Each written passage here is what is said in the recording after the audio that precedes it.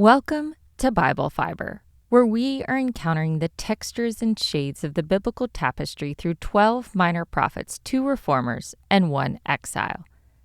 I am Shelley Neese, president of the Jerusalem Connection, a Christian organization devoted to sharing the story of the people of Israel, both ancient and modern. This week we are reading Ezekiel 19.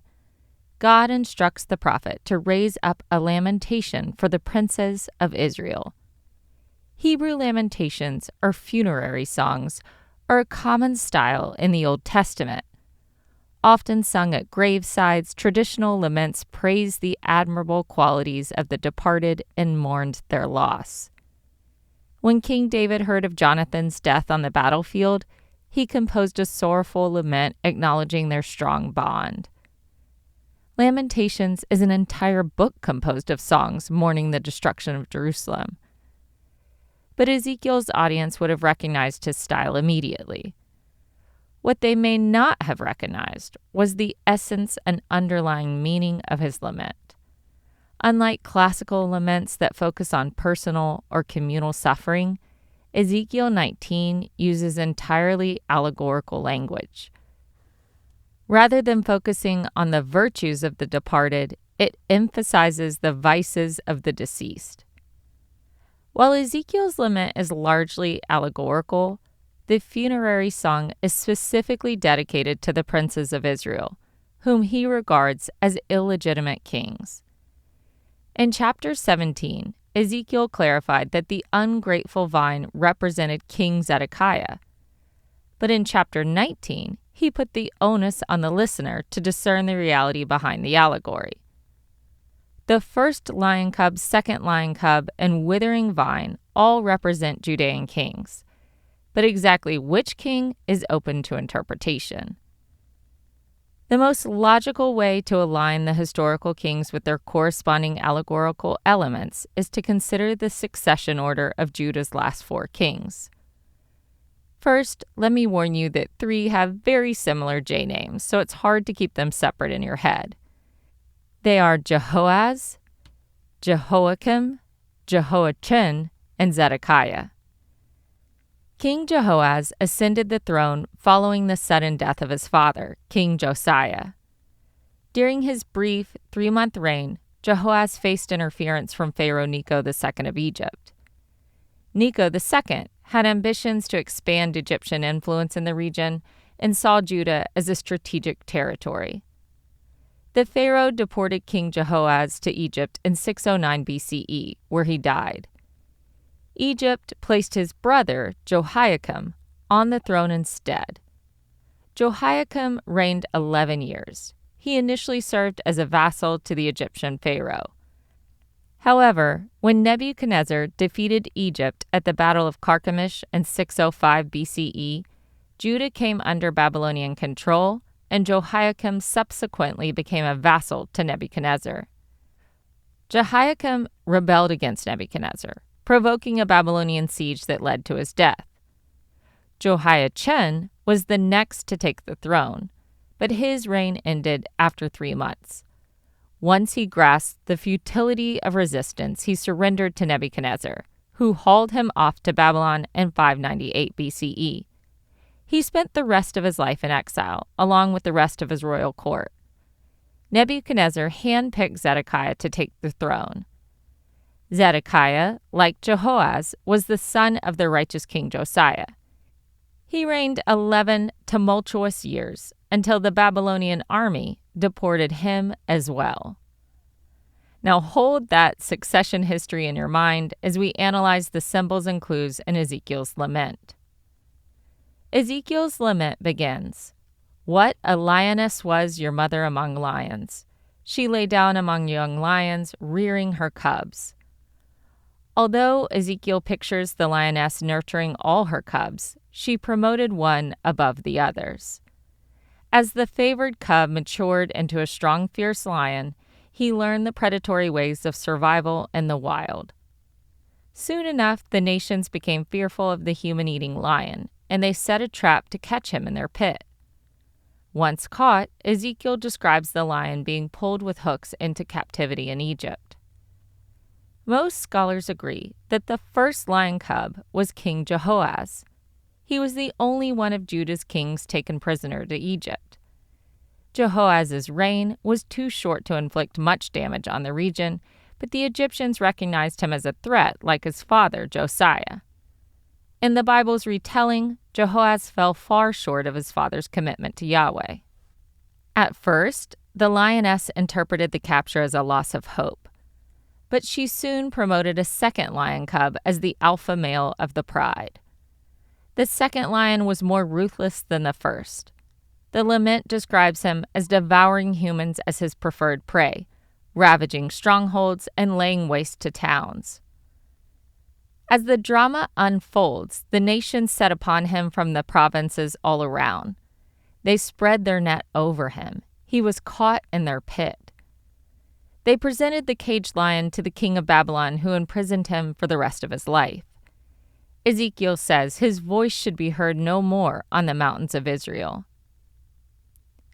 Biblical interpreters identify the second lion cub with either King Jehoiachin or King Jehoiakim.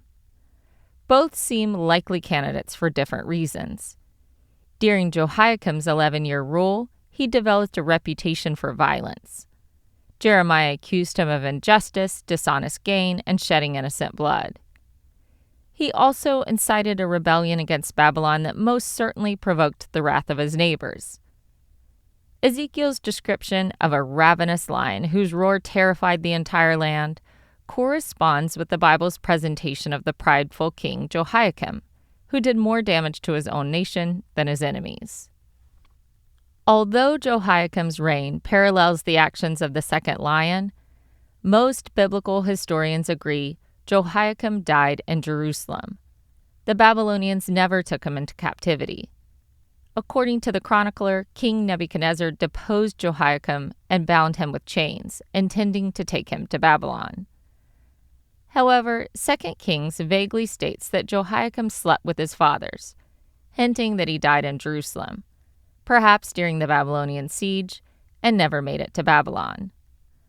According to Jeremiah's prophecies, part of Jehoiakim's punishment was to be buried like a donkey, his corpse thrown outside the city of Jerusalem and forgotten. The reason Bible scholars more commonly match Jehoiakim with the second cub is because, like the lion, the Babylonians deported him. His 3-month rule lacked the duration to leave an impact on nearby nations or cultivate a reputation for arrogance and aggression. However, 2 Kings states that, like his father, he did evil in the sight of the Lord. If the priority for identification is the destination of their exile, Jehoiachin is the preferred candidate. If the most important identifiers are the lion's manner and his exploits, the better match is Jehoiakim. I will leave you to your own theorizing who you pick. In the second section, Ezekiel switches his allegory from a mother lion to a mother vine. Thus far in the prophetic book, vines have been Ezekiel's go-to symbol in recasting the nation's spiritual history. Ezekiel says, "Your mother was like a vine in a vineyard, transplanted by the water, fruitful and full of branches from abundant water." The vineyard symbolized Jerusalem, God's chosen seat for the Davidic kingdom, the only location where the vine could thrive. The vine's abundance of fruit shoots and foliage reflected the steady succession of rulers that stemmed from Judah over 4 centuries. Ezekiel described one of the branches of the growing vine as a ruler's scepter and a strong stem, as it adopted tree-like traits and ceased to behave like a vine. Ezekiel explained, "It towered aloft among the clouds. It stood out in its height with its massive branches." Like Judah's kings, the scepter had grown prideful, self-reliant, and intent on behaving like the surrounding nations. An unidentified enemy, irritated by the strong stem's unnatural behavior, uprooted and transplanted it in an arid land. Yahweh was the figure who uprooted and transplanted the vine. That credit does not go to Babylon, since they were only a tool of divine choosing to execute his punishment. Exposed to the east wind and lacking adequate water, the vine dried up and withered. As the exiles listened to Ezekiel's lament, which perhaps he even sung, they likely saw themselves as the withered-up vine struggling for survival. The allegory ends with the scepter branch catching fire and engulfing the entire vine. The way Ezekiel describes it as fire going out from the stem makes it seem as if the branch spontaneously combusted. Although Ezekiel did not explain his allegory, the ruler's scepter and strong stem clearly represented King Zedekiah, the butt of many of Ezekiel's allegories. Zedekiah's leadership failures and refusal to take heed of the prophetic warnings brought the Davidic line to its ultimate destruction. Even if Zedekiah had not been the worst of all Judah's kings, he had the dubious distinction of being the last king. Ezekiel grimly stated, "There remains in it no strong stem, no scepter for ruling."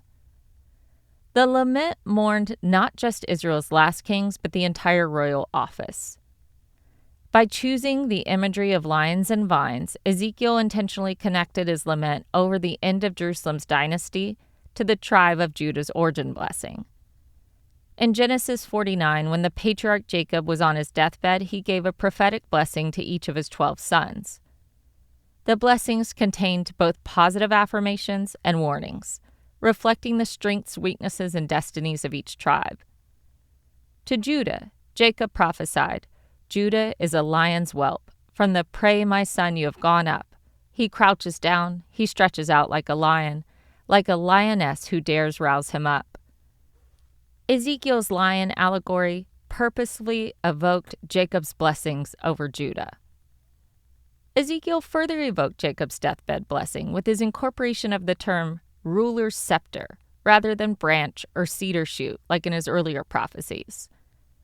This second part of Jacob's blessing over Judah appointed his tribe as the producer of the entire nation's rulers. Jacob promised Judah, "The scepter shall not depart from Judah, nor the ruler's staff from between his feet, until tribute comes to him, and the obedience of the peoples is his." A millennium separated Jacob's prophecy to the crowning of David, Israel's first king from the tribe of Judah. It is incredible to think that a refugee living in Egypt to wait out a famine had the gumption to pronounce the future kingship over one of his sons. Yet the prophecy came true a millennium later with the coronation of David, Israel's first king from the tribe of Judah. For 4 centuries, the tribe of Judah had a king on the throne. No wonder Ezekiel called for a national lament over the fall of the Davidic dynasty. Even if many of Jerusalem's kings did evil in the sight of the Lord, the destruction of the royal office was a travesty. God's final directive to Ezekiel at the end of the chapter was, "This is a lament, and it is to be used as a lament." Unlike Ezekiel's earlier vine oracle that ended with the promise of a new cedar shoot, the lament closes with a lingering feeling of sorrow.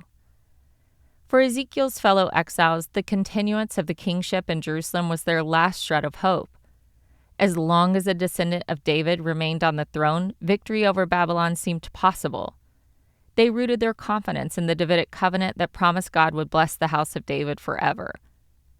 However, what else should have rung in their ears was the warning in 1 Samuel that earthly kings serve themselves rather than the people. Far too often, Judah's kings misunderstood their divine patronage as a right rather than a privilege and ruled as they pleased.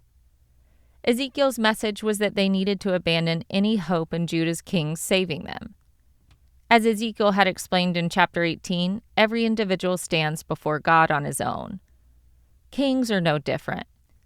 Davidic kings who lost sight of God's will and became disloyal and prideful disqualified themselves from the role. Although a lament provided the exiles the vehicle to mourn the loss of the Davidic kingship, Ezekiel's bigger message was that Yahweh was their true ruler and true king. They needed to look to him as their only source of hope. Yahweh was the King of Kings, the only sovereign with a right to rule over them.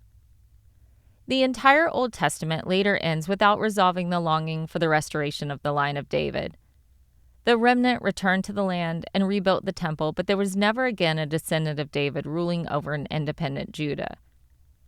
For Christians, Jesus is the ultimate fulfillment of Jacob's promise, that the scepter will never depart from Judah. The Gospel of Matthew begins with the genealogy of Jesus to present him as a lawful descendant of King David. Only someone from the royal line of Judah could claim the title of Messiah. In the book of Revelation, a mysterious elder comforted John of Patmos with the declaration, "Do not weep. See, the Lion of the tribe of Judah, the Root of David, has triumphed." Jesus was the long-promised Lion of the tribe of Judah. The scepter may have temporarily departed from Judah, but God never canceled his promise to Jacob.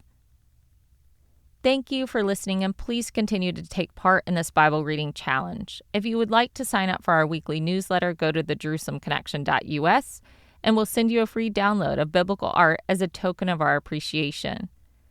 Join us next week in studying Ezekiel 20's straightforward history lesson. And please keep the nation of Israel in your prayers. Iran's threat of retaliation grows ever more hostile by the day. Pray that once again their missile and drone attacks are futile. Send me a message, I'll respond. Bible Fiber is available on YouTube or wherever you listen to your podcast. Shabbat Shalom.